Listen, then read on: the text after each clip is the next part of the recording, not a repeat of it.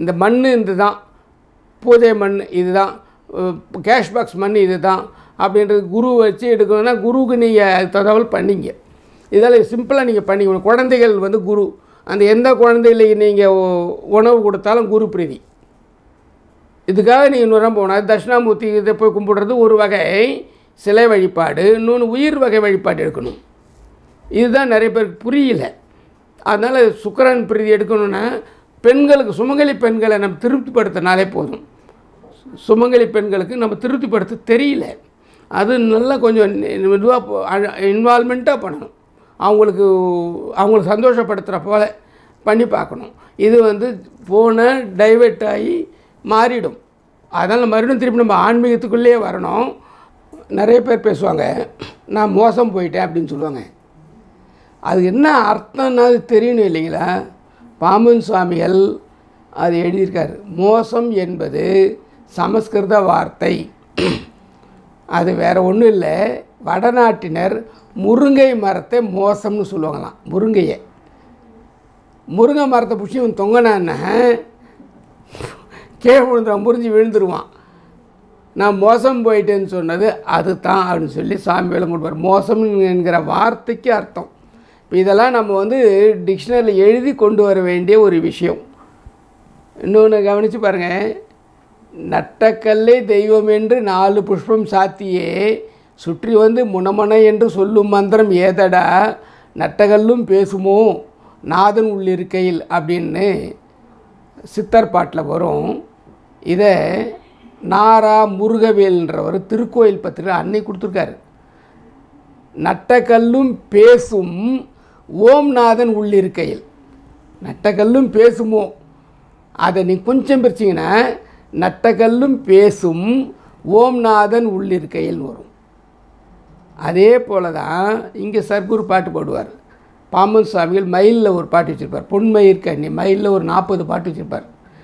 மயிலை வர வச்சாக்கா ஈஸியாக எல்லா பிரச்சனையும் முடிச்சிடலாம். அதாவது என்னென்னமோ பண்ணி பார்க்குறாரு அருணகிரிநாதர் திருவண்ணாமலையில். எதுவும் அவனால் பண்ண முடியல. இந்த அருளாளர்களாக இந்த மாதிரி ஒரு சூழ்நிலை வரும்.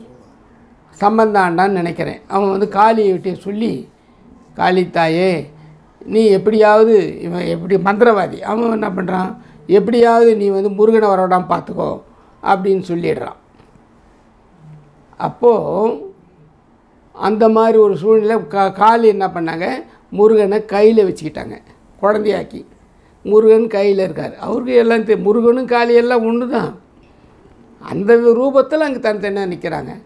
அப்போ இவர் என்னென்னமோ பாட்டு பாடியும் அங்கே வராத பொழுது, அப்போ 66வது பாட்டு நினைக்கிற பாடும்பொழுது வருவார். அப்போ தான் அதுக்கு முன்னாடி இந்த மாதிரி வரும்பொழுது கவனிக்கிறார், என்ன நடக்குது, முருகன் ஏன் நான் கூப்பிட்டா வரல அப்படின்னு நினைக்கும் பொழுது, அப்போ காளி இந்த மாதிரி கட்டி போட்டுச்சுக்காங்க முருகனை அப்படின்னு தெரிஞ்சுக்கிட்டு மயில் மேலே பாட்டு போடுவார். அதனை சேட நாராடா அந்த பாட்டில் தான் வரும். அதனால் வரும்.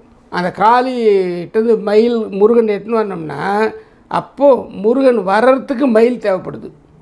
அப்போ மயில் மேலே பாட்டு பாடணுன்னு மயில் போய் அது ஓங்காரம், அது காளி முன்னாடி ஆடும், நடனம் ஆடும்.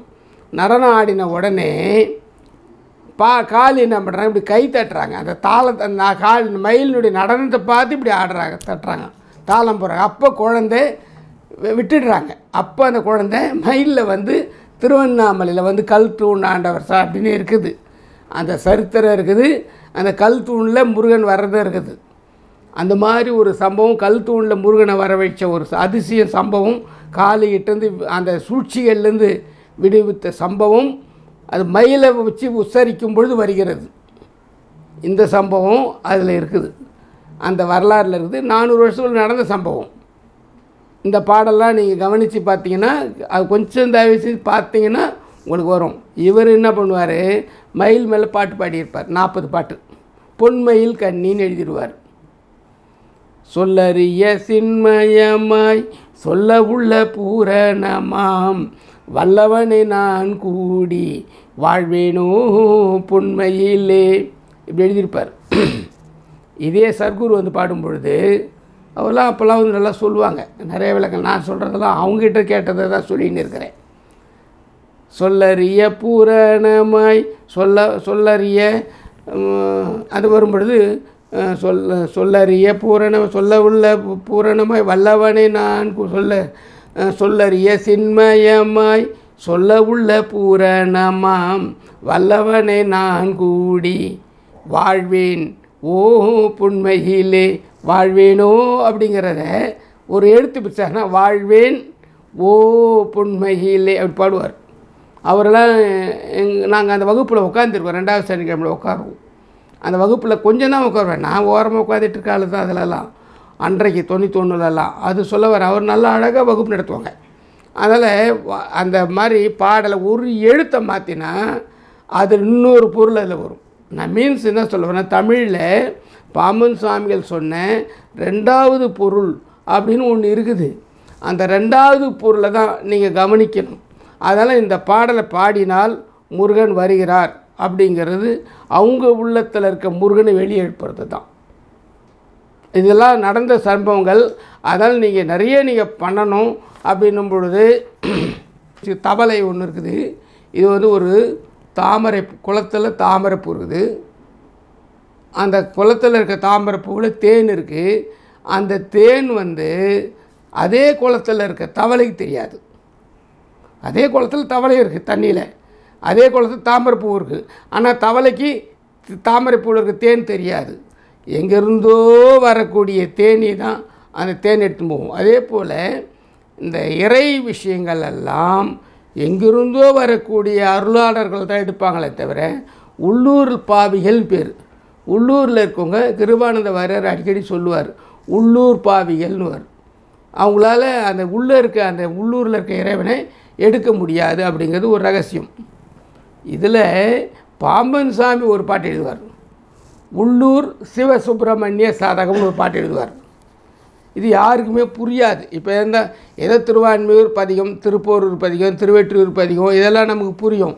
ஆனால் உள்ளூர் சிவசுப்பிரமணிய சாதகம் அப்படின்னு சொன்னால் அது எங்கே இருக்குது அந்த ஊர் அப்படின்னு பார்த்தீங்கன்னா பாம்பனா அவர் பாம்பன்லேருந்து பாடினாரா அப்படியே நினச்சிட்டாங்க. அங்கே இருக்கவங்களும் அப்படியே சொல்லின்னு இருப்பாங்க. ஆனால் அது இல்லை, உயிருக்குள்ளே இருக்க உள்ளூர். உள்ளூர் இது, மேலூர் அது. அதனால் உள்ளூர் இங்கே இருக்கு. இதுக்குள்ளே இருக்க சிவசுப்பிரமணியத்தின் பேரில் 100 பாடல் பாடிக்கார். உள்ளுக்குள்ளே இருக்க முருகன் பேர்லேயே 100 பதிங்கிற பாடிக்கார் பாம்பன் சுவாமிகள். உள்ளூர் சிவசுப்பிரமணிய சுவாமிகள் சதகம் அப்படின்னு இருக்கும். அதில் கொடுக்குற சித்தாந்தங்கள்லாம் அற்புதமாக இருக்கும். 10 பாட்டில் சித்தாந்தம் அடைவார். 10 பாட்டில் 62 தோஷங்கள், 62 தோஷிகள்னு கொடுப்பார். துட்டர்கள் 62, தோஷிகள் 62 கொடுப்பார். இதெல்லாம் அப்பாவு சவுந்தரராஜன்றவர் எடுத்து வச்சு கொடுப்பார். அந்த தோஷம்னா என்ன, துட்டம்னா என்ன, துஷ்டத்தனங்களை செய்வது உடல், தோஷங்கள் செய்வது உயிர் எடுத்துன்னு வந்துருக்குது. சஞ்சித கர்மாங்கிறதுலேருந்து எடுத்துன்னு வந்தது துஷ்டத்தனங்கள். அது போன பிறவிலேருந்து வந்தது தோஷங்கள். இந்த உடம்பு செய்து இல்லையா, இது ஆகாமிய கர்மாவுக்கு இந்த பிராரப்தத்தில் செய்கிறது துட்டத்தனங்கள். இந்த தோஷங்களும் துட்டத்தனங்களும் விலகணும். இதுதான் சுவாமியுடைய இதில் பிரதானமாக இருக்கும். அதெல்லாம் 30-20 பாட்டுக்கு மேலே நீங்கள் போனீங்கன்னா உள்ளூர் சதகத்தில் 21லேருந்து 50க்குள்ளே நீங்கள் 50-60க்குள்ளே படிச்சிங்கன்னா இதெல்லாம் வந்து அற்புத சித்தாந்தம்னா என்னதுன்னு தெரிஞ்சுக்கலாம், தோஷங்கள்லாம் என்னதுன்னு தெரிஞ்சுக்கலாம், துட்டத்தனங்கள்லாம் என்னன்னு தெரிஞ்சுக்கலாம். நம்ம என்ன மாதிரி எதுக்காக பிறந்திருக்கிறோம், எதுக்காக என்ன செய்ய போகிறோம் அப்படிங்கிறத அதுலேருந்து கொஞ்சம் எழுதி கொஞ்சம் கவனிச்சிங்கன்னா புரியும். இந்த உள்ளூர் சுப்பிரமணிய சதகன்றது உள்ளுக்குள்ளவே இருக்கிற குகனை வணங்குவது. இதை பிரதானமாக எடுத்துக்கணும். ஓம் தத்புருஷாய வித்மகே மகாசேனாய தீமகி தன்ன ஷண்முக பிரசோதயாத். இது சுப்பிரமணிய காயத்ரி அப்படின்னு சொல்லி சாமி எழுதிடுவார். ஓம் தத்புருஷாய வித்மகே, உள்ளே இருக்கிற ஷண்முகனை சுப்பிரமணியனை அறிவோமாக. ஓம் தத்புருஷாய வித்மகே, உள்ளே இருக்கிற சுப்பிரமணியனை அறிவோமாக. மகாசேனாய தீமகி, அந்த மகாசேனனை தியானம் செய்வோமாக. தன்ன ஷண்முக பிரசோதயாத், அந்த சுப்பிரமணியன் நமது எண்ணத்தை நிறைவேற்றி தருவானாக அப்படின்னு சொல்லி தான் அதில் சொல்லுவார். அதாவது தகராறு சித்தாந்தத்தில் கேள்வி பதிலில் மாணவன் சீடன் வந்து கேள்வி கேட்குறான் குருக்கிட்ட, எனக்கு என்ன செய்யணும்னு. அப்போ இந்த காயத்ரி நீ சொல்லுவார். இந்த காயத்ரி பாம்பன் சாமி வேதத்திலேருந்து எடுத்து கொடுத்தது.